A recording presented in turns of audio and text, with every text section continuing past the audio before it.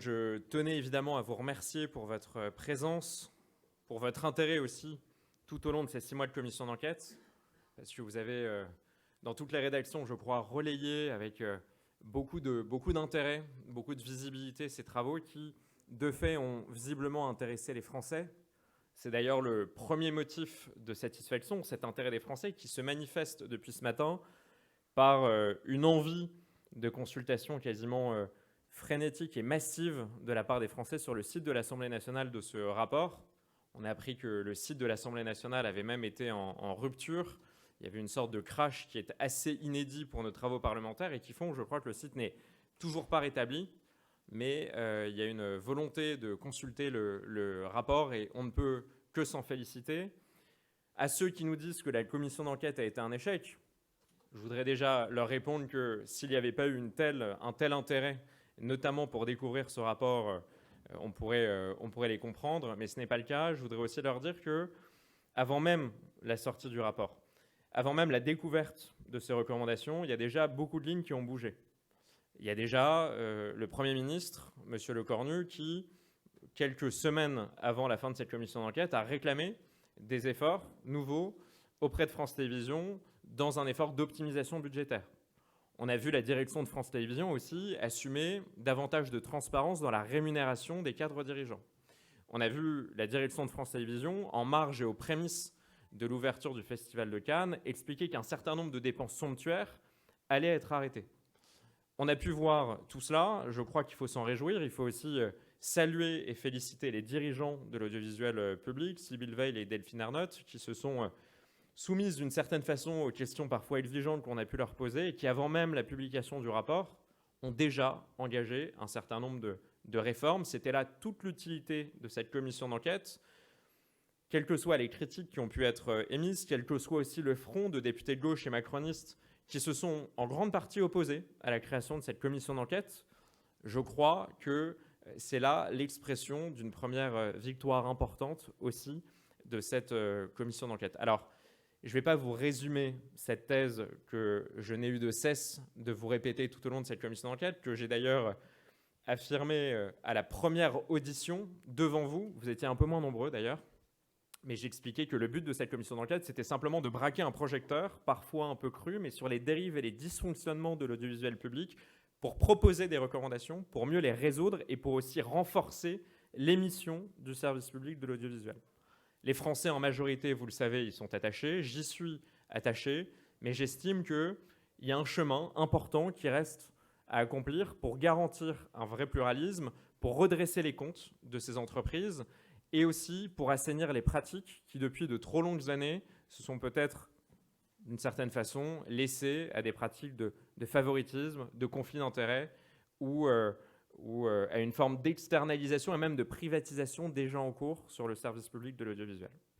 Donc cette thèse, vous la connaissez, ça a été tout le but de cette commission, ça a été aussi tout le but de ce rapport que vous avez pu découvrir depuis ce matin, qui propose dans ces 400 pages près de 80 recommandations qui ont pour seul but, et ce ne sont que des recommandations, c'est uniquement de la matière à réflexion, de la matière à débat. C'est aussi pour ça que j'ai beaucoup de mal à comprendre une opposition de députés macronistes et de gauche qui semblaient tergiverser sur leur intention de rendre public ce rapport. Pour moi, on ne doit pas censurer un travail parlementaire, on ne doit pas refuser le débat.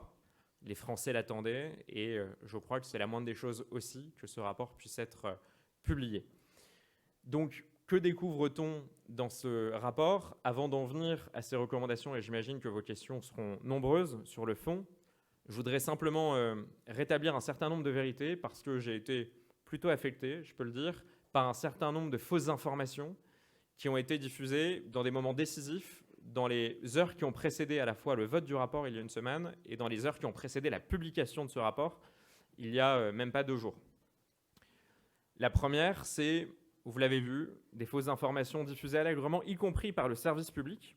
y compris par le site de France Info, y compris par Le Monde, par l'agence France Presse, qui sont pourtant des organes qui participent aussi à notre vie démocratique et qui sont des repères de confiance pour les Français. J'ai pu lire, j'ai pu découvrir, j'ai pu recevoir des messages comme quoi j'aurais été la cible visée par une plainte qui aurait été déposée contre moi C'est parfaitement faux, je pense que vous l'avez déjà tous vérifié, même si le site de France Info contient toujours cette erreur sur son article. On m'a, dans les heures qui ont précédé la publication du rapport, expliqué que j'étais soi-disant visé par une plainte pour prise illégale d'intérêt, ce qui est parfaitement faux, et je crois que j'aurai l'occasion d'y revenir, mais je trouve ça dommage qu'il y ait une telle tentative coordonnée, assez grossière, parfaitement politique et militante,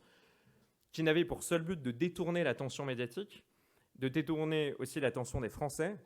à quelques heures de la publication du rapport, et qui n'avait pour seul principe et seul objectif celui de discréditer l'intégralité des 6 mois de travaux qui ont pourtant été exigeants. D'autres fausses informations aussi ont circulé, que je dénonce avec vigueur, notamment dans les heures qui ont précédé le vote important du rapport. Cette première fausse information, c'est par exemple le fait que j'aurais tenu ou j'aurais proposé la suppression d'événements sportifs importants qui fondent l'exception culturelle et sportive française, comme le Tour de France, comme le tournoi des 6 nations, comme Roland-Garros sur le service public, et ça a été abondamment commenté et diffusé. Je n'ai reçu quasiment aucun appel de journalistes qui, au présent de l'indicatif, ont rediffusé massivement cette information, mettant en péril d'ailleurs le vote important sur la publication du rapport. Vous avez pu le lire, je crois, depuis ce matin. Je m'oppose évidemment à une telle proposition et au contraire, j'estime que ce type de compétitions sportives doivent être sanctuarisées sur le service public. Et c'est l'honneur d'ailleurs du service public de diffuser un événement comme le Tour de France, des étapes assez longues, de 4 heures à 5 heures, et qui peuvent aussi bénéficier de plusieurs chaînes comme France 2 et France 3 pour aussi assumer cette diffusion. Donc, autre fake news que j'ai pu lire, qui a été relayée par un certain nombre de médias, et qui a porté un préjudice, je crois, assez considérable à l'ensemble des travaux de cette commission d'enquête et à ces 400 pages de rapport. Une autre fausse information que j'ai pu voir, que je continue d'ailleurs à lire encore ce matin dans un certain nombre de titres de presse qui décidément ont un peu de mal avec la sincérité de l'information, le droit au contradictoire et juste la vérification des faits, c'est la fameuse nomination par le président de la République. Alors d'un côté, on m'explique que je suis un agent de la privatisation alors que depuis le premier jour, j'explique que je tiens à l'audiovisuel public et que je tiens à ses missions précieuses, et que pour rien au monde, je ne souhaiterais le privatiser, mais au contraire, il y a des pistes très intéressantes d'optimisation qu'il faut engager. Et d'un autre côté, je serais soi-disant un agent du retour de l'ORTF, de la nationalisation la plus forcenée de l'audiovisuel public. Donc vous voyez qu'il faut aussi choisir ses critiques, parce que ça manque un peu de cohérence de la part de mes détracteurs. Donc j'ai pu lire que, soi-disant, j'étais favorable à une nomination sèche, sans contre-pouvoir du président de la République, des différents présidents de groupes publics de l'audiovisuel. Vous avez pu le lire dans le rapport, c'est parfaitement faux. Je m'en remets à l'article 13 de la Constitution, article qui fait référence pour la nomination d'un certain nombre de dirigeants d'entreprises publiques, qui indique qu'il y a une proposition du président de la République, un vote par l'Assemblée nationale et par le Sénat, et aussi un avis conforme de l'Arcom. Et simplement pour détailler cette mesure, parce que je vois qu'elle a fait couler beaucoup d'encre, j'estime que c'est bien plus pluraliste, démocratique et transparent de venir à ce type de préconisation plutôt que celle qui est en cours aujourd'hui, c'est-à-dire une nomination assez confidentielle par 8 membres du collège de l'Arcom qui ne sont pas élus, que les Français ne connaissent pas. Donc de donner aussi ce pouvoir à l'Assemblée nationale et au Sénat aux représentants des Français me paraît être une mesure, en tout cas, de salubrité démocratique qui est intéressante. À nouveau, c'est une recommandation, ce n'est pas une injonction. Elle peut faire débat. Tout le monde n'est pas forcément d'accord avec une telle recommandation, mais je vous avoue que de lire encore aujourd'hui dans nombre de papiers que je veux revenir à une sorte d'ORTF avec une nomination sèche et directe sans contre-pouvoir du président de la République, je tiens à rétablir aussi un certain nombre de ces vérités. Donc voilà pour le propos liminaire. Pardon s'il a été un peu long.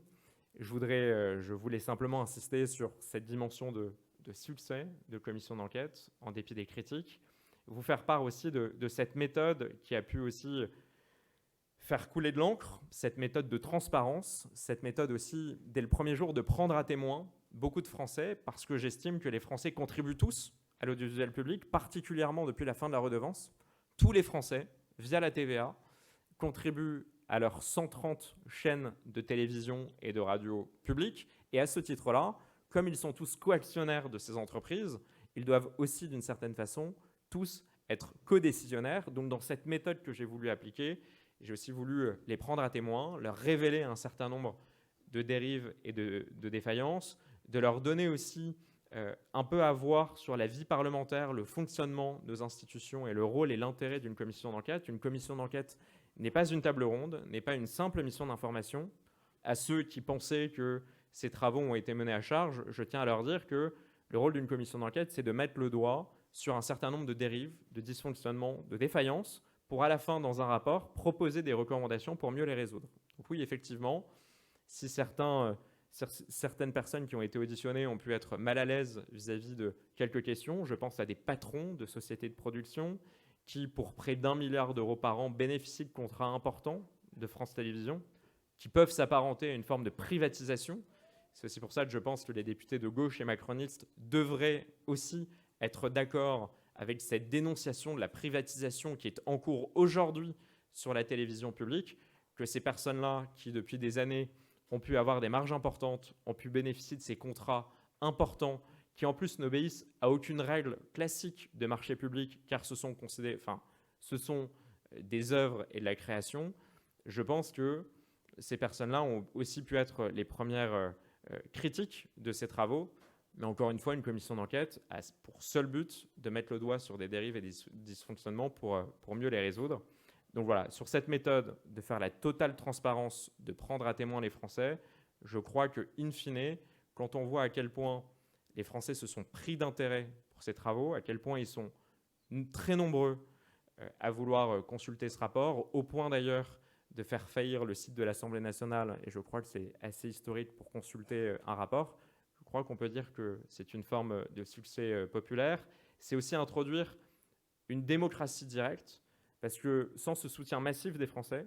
sans la responsabilisation des députés, vous l'avez vu, le vote ne s'est joué qu'à 2 voix près il y a une semaine pour la publication du rapport. Je crois qu'il y avait un vrai risque de censure de l'intégralité de ces travaux, et ça aurait été, on peut s'accorder là-dessus, un véritable scandale démocratique. Donc à nouveau, je me présente devant vous heureux de l'accomplissement de ces 6 mois de travaux exigeants qui ont fait la transparence, qui pour la première fois de l'histoire de l'Assemblée nationale ont levé le capot de l'audiovisuel public sous forme d'une commission d'enquête. Maintenant, il y a près de 80 recommandations. Elles concernent à la fois l'assainissement des pratiques, elles concernent le redressement des comptes de ces entreprises publiques, elles concernent aussi la garantie de pluralisme qu'il faut conforter. C'est tout le sens des travaux que j'ai essayé de mener dans un seul et unique objectif, celui de défendre les missions précieuses de l'audiovisuel public.